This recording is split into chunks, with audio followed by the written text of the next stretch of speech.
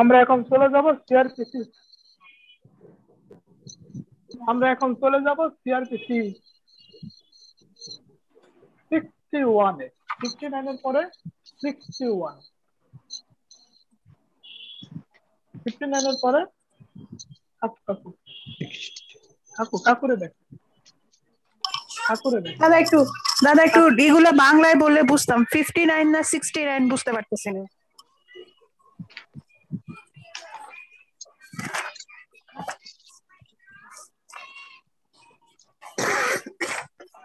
ধরো দিবে ধরো 59 মানে 59।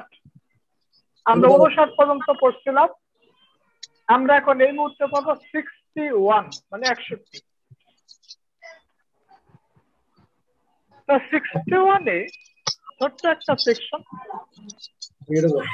এখানে যেটা বলে দিচ্ছে আমাদের এমসিকিউর জন্য দরকার হচ্ছে যে যখন একজনকে অ্যারেস্ট করা হয়, একটু মিট করে রাখেন সবাই।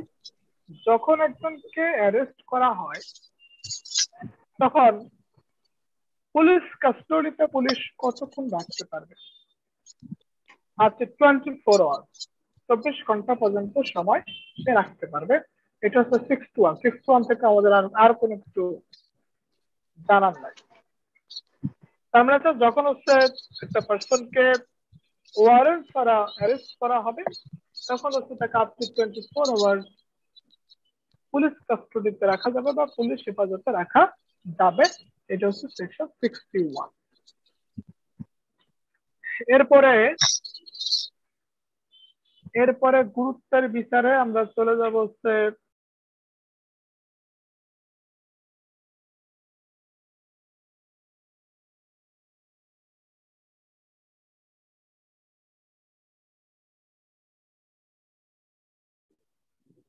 কত দাদা মিউট হয়ে গেছে, শোনা যাচ্ছে। সেকশন 87। আমরা শেষ করলাম হচ্ছে 61 এ। এখন আমরা চলে গেলাম সেকশন 87 87-তে। তো 87-তে ধারা যেটা বলছে যে একটা ব্যক্তি যখন অ্যাবসকন্ড হয়, একটা ব্যক্তি যখন পালিয়ে যায় তখন কি করা হয়?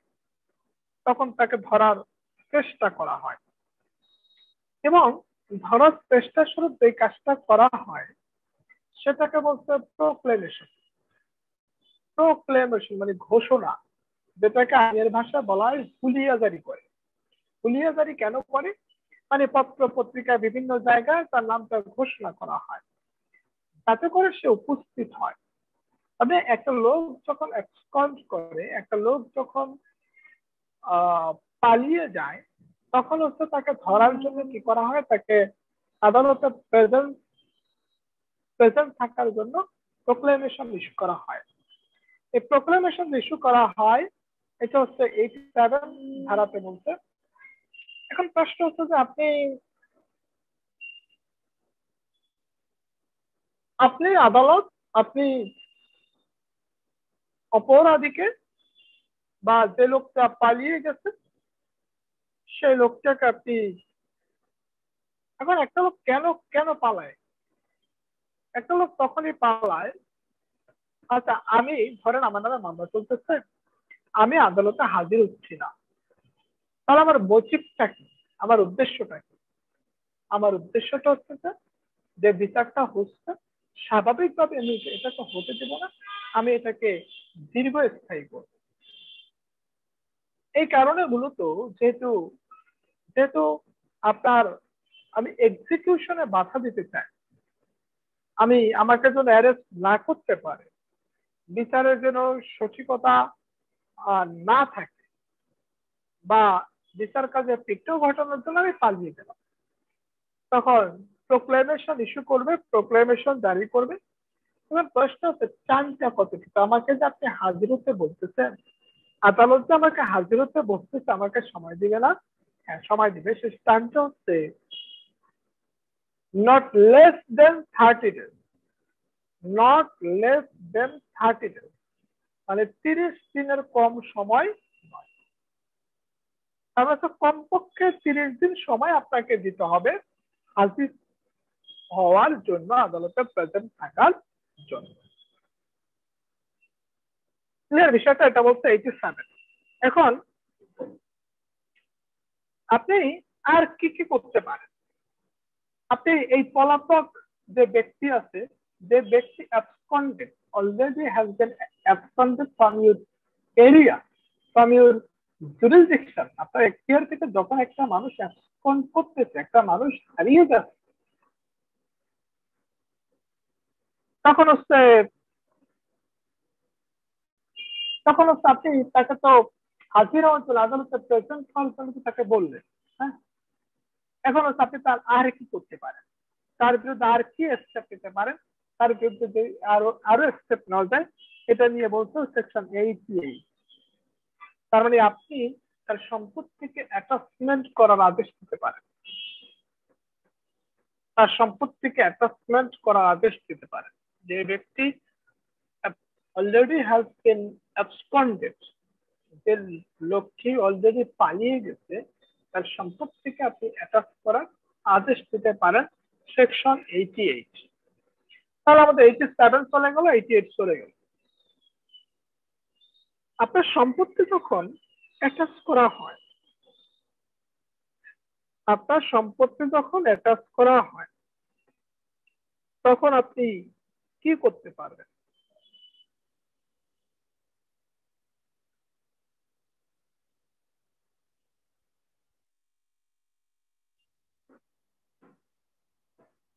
তখন আপনি কি করতে পারেন?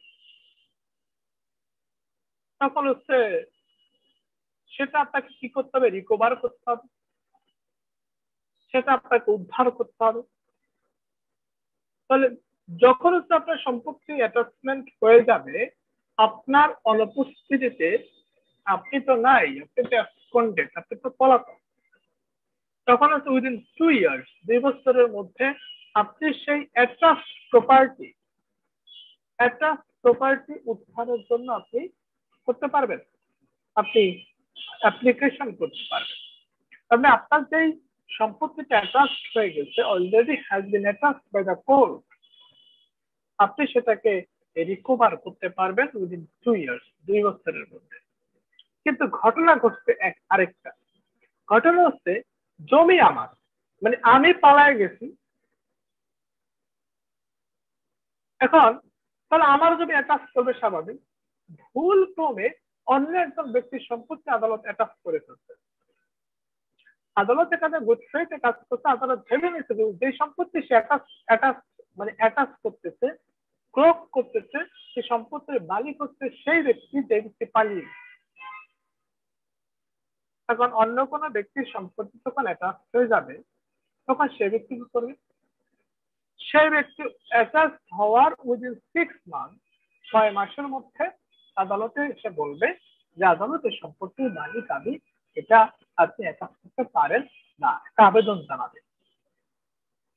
তার মানে হচ্ছে যেই ব্যক্তি পলাতক, সেই ব্যক্তি অ্যাটাচ প্রপার্টি রিকভার করার জন্য আবেদন করবে উইদিন 2 ইয়ার্স, আদালতে উপস্থিত হওয়ার মধ্য দিয়ে। তো একই সাথে যে ব্যক্তির সম্পত্তি ভুলক্রমে অ্যাটাচ হয়ে গেছে, যার মামলার সাথে সংশ্লিষ্টতা নাই, সে উইদিন 6 মান্থ অ্যাটাচ প্রপার্টি উদ্ধারের জন্য আবেদন করবে। ঠিক আছে, বিষয়টা ঠিক আছে? তাহলে আমরা 87, 88 এবং 89 দেখলাম। এখন চলে যাওয়া হচ্ছে 96।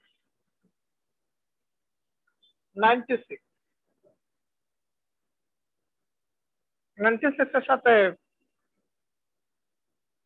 মিল রেখে আমাদের করতে হবে সেকশন 100। মূলত 96 থেকে 100 পর্যন্ত আমাদের ক্রমান্বয়ে পড়তে হয়। আমরা যেহেতু গুরুত্বের বিচারে পড়তেছি, আমরা পড়বো। আচ্ছা, অনেক সময় পুলিশ বা এম্পাওয়ার্ড বাই ম্যাজিস্ট্রেট ক্ষমতা দিয়ে দেয়। কেন? আপনি একটু স্পটে গিয়ে দেখে আসেন কি অবস্থা। এই স্পটে গিয়ে দেখা, তাহলে স্পটে গেলাম না, এখন আমার সঙ্গে পার্সনটা উপস্থিত আছে। যেমন হঠাৎ করে পুলিশ দেখেন না এই বাড়িতে তল্লাশি চালায় বা ওই বাড়িতে তল্লাশি চালায় বা একটা ক্রিমিনালের উপরে তল্লাশি চালায়, এই পরিমনির ঘটনায় পুলিশ কি করতেছে? পুলিশ ঢাকা বোট ক্লাবে তল্লাশি চালাচ্ছে। ঢাকা বোট ক্লাবে তল্লাশি চালাচ্ছে। তাহলে এই যে তল্লাশির বিষয়টা, এটা হচ্ছে আমার সেকশন 96 থেকে 100 পর্যন্ত, আরো আছে অবশ্য, আমরা পড়বো সেকশন 96 এবং 100। সেকশন 96 এ বলছে যে আচ্ছা যখন হচ্ছে বিচার কাজ চলে, ধরেন আমরা ম্যাজিস্ট্রেট আদালতের বিচার, ট্রায়াল বিফোর ম্যাজিস্ট্রেট কোর্ট আর ট্রায়াল বিফোর সেশনস কোর্ট আমরা আজকে পড়বো। সেখানে দেখা গেল যে যখন হচ্ছে তার ফ্রেম হয়ে গেল, হিয়ারিং চলতেছে, হিয়ারিং স্টেজে আসছে, ধাপে ধাপে সাক্ষ্য প্রমাণাদি চলতেছে, তখন আদালতের প্রয়োজন হলো যে একটা ডকুমেন্ট সাবমিট করা কোনো এক পক্ষের কাছ থেকে। সে লোকটা কি করলো, এবং আদালত এটা প্রিজিউম করে নিল যে এই ডকুমেন্টটা তার কাছে আছে বা থাকতে পারে, কিন্তু সে লোকটা কোনো মতে ডকুমেন্ট সাবমিট করতেছে না। তখন কি হবে? তখন হচ্ছে আদালত সার্চ ওয়ারেন্ট ইস্যু করবে, বলবে আপনারা আপনারা তদন্ত করে নিয়ে আসুন। তাহলে সেই মানে কোন স্পেসিফিক পারপাস সার্চ করার জন্যই কিন্তু সার্চ ওয়ারেন্ট ইস্যু করা হয়। সার্চ মানে এখান থেকে কোনো প্রশ্ন আসবে না, ডিরেক্ট প্রশ্ন সার্চ ওয়ারেন্ট কোথায় আছে, সেকশন 96। আবার হচ্ছে সেকশন 100 এ যদি যাই, এখানে দেখবো যে একটা লোককে গ্রেপ্তার করা হলো, বাট নট মেনটেনিং ল, আইন না মেনে, মানে আনলফুলি একটা লোককে যখন অ্যারেস্ট করা হয়, যেমন আমাদেরকে রাস্তাঘাটে ধরে না, বা এই যে ঢাকা বোট ক্লাবের যে পরিচালক ডিরেক্টর নাসিরুদ্দিন আহমেদ, তো এর উপর ব্যক্তির উপর যদি তল্লাশি চালায়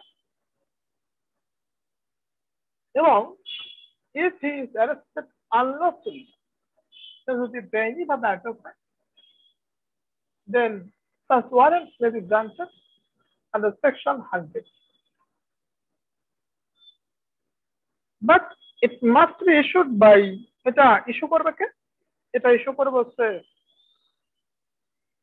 3 শ্রেণীর ম্যাজিস্ট্রেট বা 3 শ্রেণীর ম্যাজিস্ট্রেট যে কোনো এক ম্যাজিস্ট্রেট, সেটা হচ্ছে যে metropolitan magistrate, first class magistrate, executive magistrate.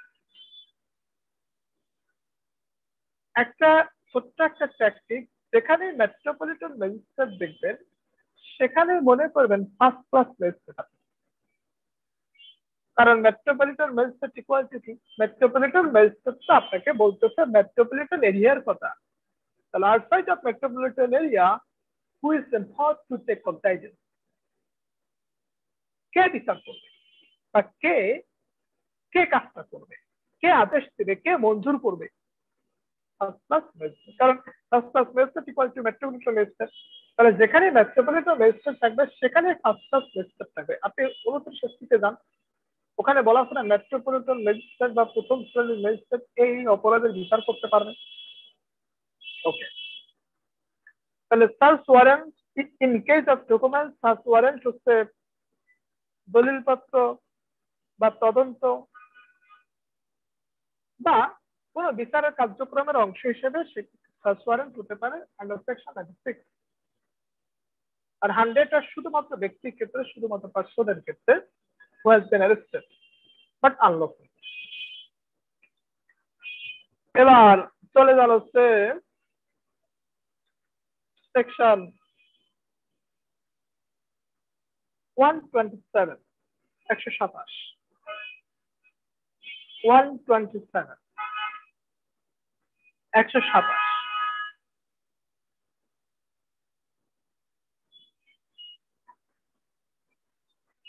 127 বলছে, আচ্ছা আমাদের কি মনে পড়ে যে আমরা সেকশন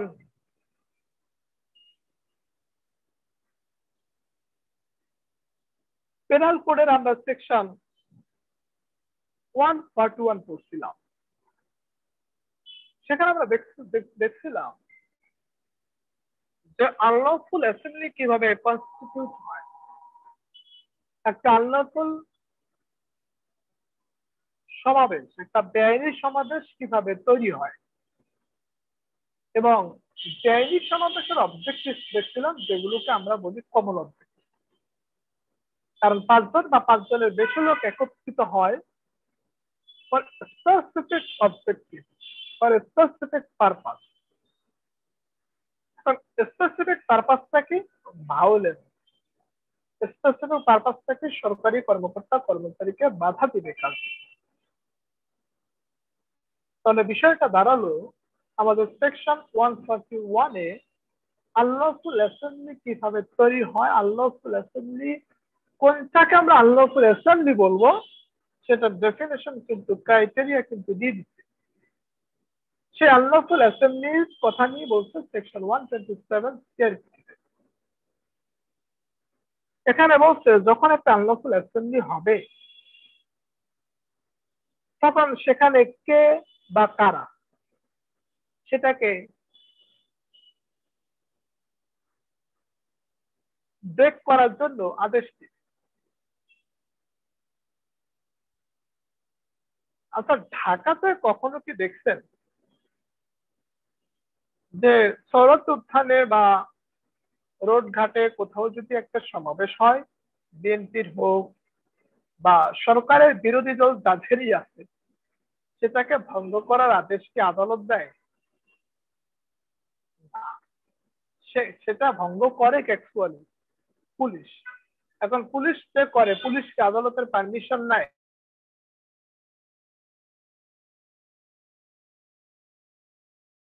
করে to break the unlawful assembly.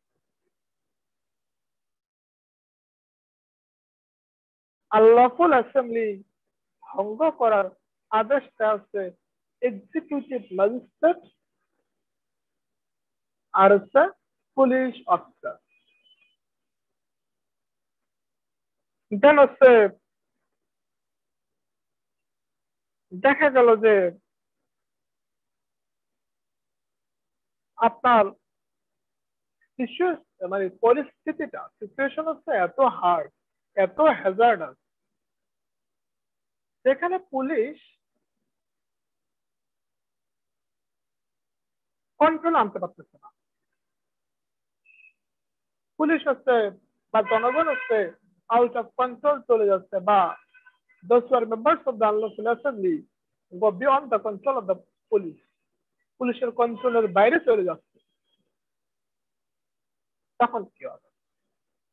তখন সেখানে for the safety of the people, for the safety of the public, for the safety of the nation, সেখানে হচ্ছে এই আর্মিরা সে দায়িত্বটা নেবে। দেখেন না যে পরিস্থিতি যখন ভয়ানক, খুব প্রচন্ড উত্তেজনা একটা বিরাজ করে, তখন মাঠে কারা থাকে? আর্মিরা থাকে। তার মানে হচ্ছে আপনার আর্মির যে পাওয়ার আছে, এই মানে মার্শাল যে পাওয়ার আছে, এটাকে অ্যাপ্লাই করা যাবে ইন কেস অফ সেফটি। কেন? To break the unlawful assembly, এই আনলফুল অ্যাসেম্বলিকে ভাঙার জন্য। এটাকে বলতো সেকশন 128, 128, 128, 128।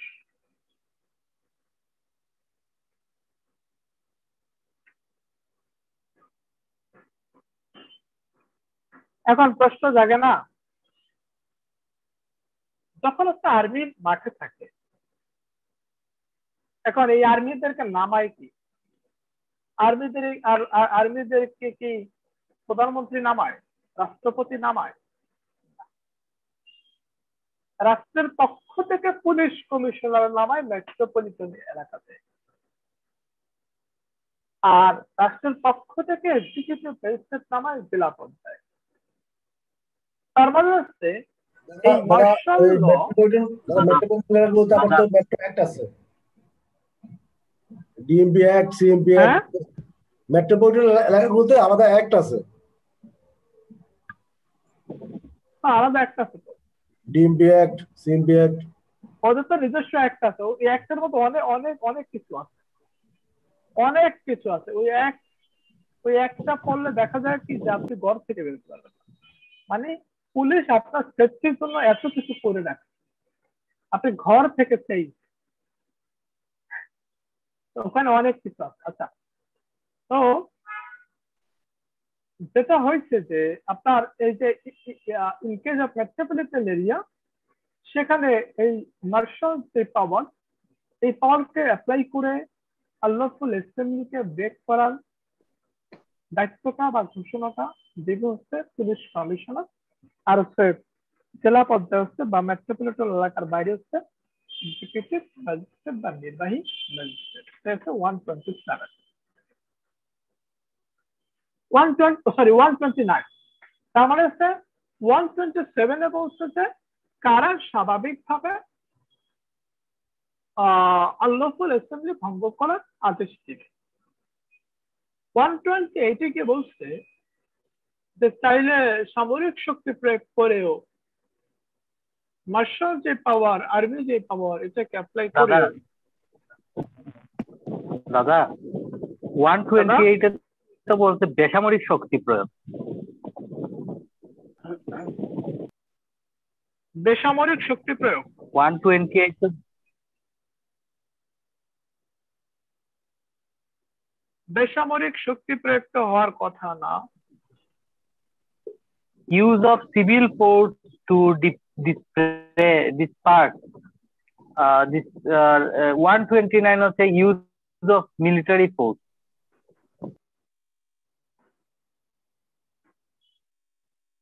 128 সিভিল ফোর্স এবং সিভিল জি দাদা, force civil force. Civil force হচ্ছে যেমন পুলিশ, আনসার, প্যারামিলিটারি, বিজিবি দের ধরতে পারেন, বিজিবি, কোস্ট গার্ড, এরপরে হচ্ছে আপনার র্যাব সিভিল ফোর্স, আপনার fire service civil defence civil force, আর এগুলো হচ্ছে সিভিল ফোর্স। আচ্ছা স্বরাষ্ট্র মন্ত্রণালয়ের মানে স্বরাষ্ট্র মন্ত্রণালয়ের অধীনে না?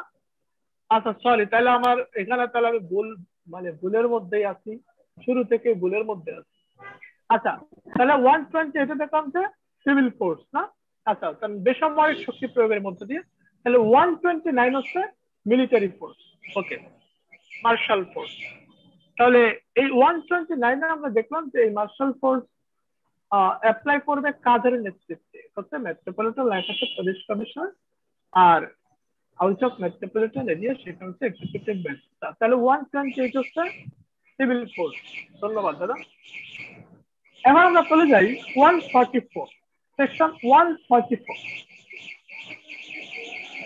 সেকশন 144 কে বলছে, 144 এর আগে আমাদের একটা ধারা পড়তে হবে, সেটা পড়বো আমরা। সেকশন 144 কে বলছে যে এই যে মনে করেন যে আনলফুল অ্যাসেম্বলি হচ্ছে, বা হঠাৎ করেই দাঙ্গা লেগে যাচ্ছে, হঠাৎ করে গ্রুপে গ্রুপে ক্লাস হচ্ছে, হঠাৎ করেই এমন একটা সিচুয়েশন তৈরি হচ্ছে যেটা হচ্ছে কন্ট্রোলের বাইরে চলে যাচ্ছে, তখন সেখানে এই পিস মেনটেন করতে হবে, শান্তি বজায় রাখতে হবে। শান্তি বজায় রাখার জন্য কি করা যায়, সেখানে 144 ইম্পোজ করে, সেকশন 144 ইম্পোজ করে 144 ধারা জারি করে, আমরা যেটাকে বলি। এখন প্রশ্ন হচ্ছে যে 144 ধারাকে আপনি সারা দেশব্যাপী জারি করবেন কিনা? হতে পারে সারা দেশব্যাপী, হতে পারে পোরশন অফ বাংলাদেশ, বাংলাদেশের যে কোনো একটা অংশ, হতে পারে বাংলাদেশের মানে হতে পারে কোন একটা থানা, হতে পারে কোন একটা জেলা। আমরা হচ্ছে পরিস্থিতিটা যেখানে কন্ট্রোলে আনা দরকার বা যেখানকার শান্তিটা বিঘ্ন হওয়ার পথে, সেখানে হচ্ছে 144 ইম্পোজ। এখন প্রশ্ন হচ্ছে এই 144 কারা ইম্পোজ করবে? 144 ইম্পোজ করবে হচ্ছে প্রথমত হচ্ছে যে আমরা যদি এলাকার বাইরে চিন্তা করি, আমরা যদি মেট্রোপলিটন এলাকা বা মেট্রোপলিটন এলাকার বাইরে এটা যদি চিন্তা না করি, তাহলে এভারেজ হচ্ছে ডিস্ট্রিক্ট ম্যাজিস্ট্রেট আর হচ্ছে এক্সিকিউটিভ ম্যাজিস্ট্রেট। ডিস্ট্রিক্ট ম্যাজিস্ট্রেট, জেলা ম্যাজিস্ট্রেট বা হচ্ছে এক্সিকিউটিভ ম্যাজিস্ট্রেট হচ্ছে 144 ইম্পোজ করবে। আবার যদি দেখা যায় যে এখন এখন এই যে আপনার ডিস্ট্রিক্ট ম্যাজিস্ট্রেট বা এক্সিকিউটিভ ম্যাজিস্ট্রেট এরা মেট্রোপলিটন এলাকায় 144 ইম্পোজ করতে পারবে কিনা? না। এই দাদা আমরা কি 144 করতেছি এখন? 144 দাদা আমরা কি 144 করতেছি? 144 144। তো এই মেট্রোপলিটন এলাকাতে 144 ইম্পোজ করার এম্পাওয়ারমেন্ট বা ক্ষমতা এটা দেওয়া হয়েছে পুলিশ কমিশনারকে। তাহলে ইন মেট্রোপলিটন এরিয়া 144 ইম্পোজ করছে পুলিশ কমিশনার। এখন কথা হচ্ছে হাউ লং, কত সময় পর্যন্ত এই 144 এনফোর্সেবল থাকবে? এটা থাকবে হচ্ছে 2 মান্থ, 2 মাসের মতো। তারপর আপনি 2 মান্থ, আপ টু 2 মান্থ এই 144 মানে 144 এর এনফোর্সেবিলিটি থাকবে, কার্যকারিতা থাকবে। ওকে, তাহলে আমরা দেখলাম যে 144 কেন ইম্পোজ করা হয়। যখন হচ্ছে মোট কথা হচ্ছে পরিস্থিতি নিয়ন্ত্রণ করা যখন রাষ্ট্রের অনুকূলে থাকে না, তখনই হচ্ছে 144 ইস্যু করা হয়, সবকিছু বন্ধ করে দিয়ে। এখন এটার সাথে রিলেশন রেখে আমাদের চলে আসতে হবে 145। 145 এই জায়গাটাকে ছোট করে নিতে, যে আমরা যে পিস মেনটেন করব, কোন ক্ষেত্রে পিস মেনটেন করব? 144 হচ্ছে সকল জায়গায় অ্যাপ্লিকেবল, সকল জায়গায় আপনি 144 কে নিয়ে আসতে পারবেন। কিন্তু 145 স্পেসিফিক পারপাসে কাজ করছে। সেখানে স্পেসিফিক পারপাসটা কি? যে তারা কাজ করছে ল্যান্ড নিয়ে, ল্যান্ড জমি নিয়ে, ওয়াটার নিয়ে, পানি নিয়ে, আর বাউন্ডারি নিয়ে, সীমানা নিয়ে। তাহলে ল্যান্ড, ওয়াটার বা বাউন্ডারি কে কেন্দ্র করে যখন এমন পরিস্থিতি সৃষ্টি হয়, সেটা সামাল দেওয়া দরকার, সেটাকে নিয়ন্ত্রণ আনা দরকার। নিয়ন্ত্রণে যদি না আনা হয়, তাহলে সেই এলাকার বা এই চিন্তাকে কেন্দ্র করে, চিন্তার যে কোনো একটাকে কেন্দ্র করে যে পরিস্থিতির, যে জটিল পরিস্থিতির সৃষ্টি হয়েছে, সেটা মানে শান্তিকে বিঘ্ন ঘটাতে পারে, পিসকে হ্যারাস করতে পারে। তাহলে 144 এবং 145 এর মধ্যে আমরা যদি একটু পার্থক্য, রিটেনের জন্য খুবই ইম্পর্টেন্ট আপনার, এটাকে যদি আমরা পার্থক্য সৃষ্টি করি, তাহলে আমরা দেখবো যে 145 more expansion than 145। এখানে আমরা একটা জায়গায় পার্থক্য সৃষ্টি করি, যে যখন হচ্ছে জমি, ওয়াটার আর হচ্ছে বাউন্ডারি নিয়ে হয়, তখন 145। হ্যাঁ, এটা রাইট। বাট আপনি এই জমি, ওয়াটার মানে ল্যান্ড, ওয়াটার আর বাউন্ডারিকে আপনি 144 এর মধ্যে নিয়ে আসতে পারবেন, যেহেতু আমাকে একটা সেপারেট একটা প্রভিশন দিয়ে দিচ্ছে, সেপারেট একটা সেকশন দিয়ে দিচ্ছে। সো যখন হচ্ছে ল্যান্ড, ওয়াটার আর হচ্ছে বাউন্ডারি নিয়ে প্রশ্ন আসবে, তখন আমরা কি করব না, তখন আমরা 144 এ থাকবো না, তখন আমরা 145 এ চলে যাব। ঠিক আছে বিষয়টা?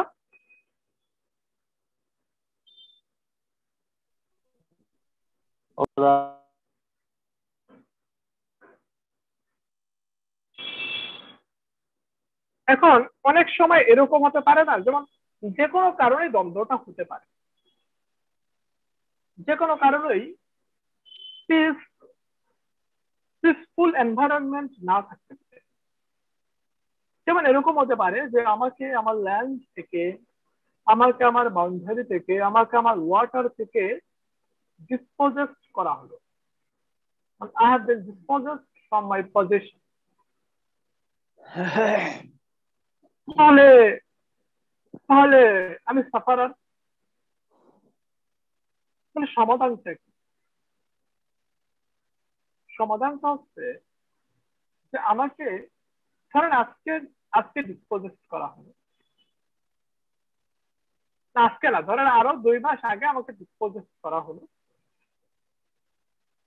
ঘটনাটা আজকে বড় আকার ধারণ করে, আজকের দিনে বড় আকার ধারণ করে। এখন প্রশ্ন হচ্ছে I have been dispossessed already. আমি যেহেতু dispossessed হয়ে গেছি, তাহলে আমি আমি ওই সম্পত্তির দখলে আছি। এটার মানে এটার জায়গাটা কতটুকু? এখন এখানে ডিসিশনটা আদালত নেবে, বাট যখন একটা ডিসিশন আসবে তখন এইভাবে ডিসিশনটা আসবে যে যে ব্যক্তি has been disposed by opposite party, by opposite group, যে ব্যক্তি হচ্ছে বেদখল হয়ে গেছে অন্য গ্রুপ দ্বারা, সে ব্যক্তি 2 মাস অর্থাৎ যেদিন থেকে সে বেদখল আছে সেদিন থেকে সে দখল আছে, এটা ধরে নেওয়া হবে। কিন্তু অ্যাপারেন্টলি কি, প্র্যাকটিক্যালি হচ্ছে যে সে ওই জায়গাতে আর নাই। তো তাই বলতেছে সে জায়গাতে সেদিন থেকেই আছে। মানে এটা কেন বলেন তো? এটা দ্বারা বোঝানো হলো সে যে নিরবচ্ছিন্ন ভাবে সম্পত্তিটা ভোগ করতেছে, সে নিরবচ্ছিন্ন ভাবেই সম্পত্তিটা ভোগ করে আসতেছে, কেউ তাকে ডিস্টার্ব করে নাই। কারণ এই ডিস্টার্বের জায়গাটা তো 145 ইম্পোজ করে সেই জায়গাটাকে ধ্বংস করে দেওয়া হয়েছে, সেই জায়গাটাকে ফিরিয়ে আনা হয়েছে, পিসফুল এনভায়রনমেন্ট নিশ্চিত করা হয়েছে। নিশ্চিত করার জন্য কাজ করছে কে? District magistrate or executive magistrate. Clear বিষয়টা? তার মানে হচ্ছে যে ব্যক্তিকে আমাকে বেদখল করা হলো, আমার বেদখলকে কেন্দ্র করে গ্রুপে সংঘর্ষ হলো, বা আমাকে বেদখল কেন্দ্র করে আমার পরিবারের সাথে অন্য পরিবারের বাকবিতন্ড এমন পর্যায়ে চলে গেল যে এটা পিসফুল এনভায়রনমেন্টটা বজায় রাখতেছে না, তখন 145 ইম্পোজ হবে। তখন ডিসিশন আসবে তোমাকে ডিসপোজেস করা হয় নাই, তোমাকে এই দখল থেকে বেদখল করা হয় নাই, তুমি তখন থেকে দখলে ছিল, জাস্ট সাময়িক ভাবে তুমি এখানে ছিল না। বিষয়টা হচ্ছে এরকম। মানে সলিউশনটা এখন এখন এখন এটা এই যে কোনো ব্রেক হয় না, সে যে শান্তিপূর্ণ ভাবে ভোগ করতেছে এটা প্রমাণ করে। কারণ কোনো কারণে সে তার নিজস্ব সম্পত্তি থেকে 2 মাস বেদখল ছিল, এটা যদি কোনো মামলায় আবার প্রয়োগ হয় যে স্যার কিন্তু 2 মাস কিন্তু ব্রেক ছিল, তখন সে ডিফেন্স করতে পারবে না। এই কারণে এই জায়গাটাকে এই গ্যাপটা পূরণ করে দিচ্ছে 145। ওকে, তাহলে 144 গেল, 145 গেল। এখন হচ্ছে আমরা চলে আসি যে আমাদের মূল যে বিষয়টা ক্রিমিনাল কেসে, সেখানে চলে আসি।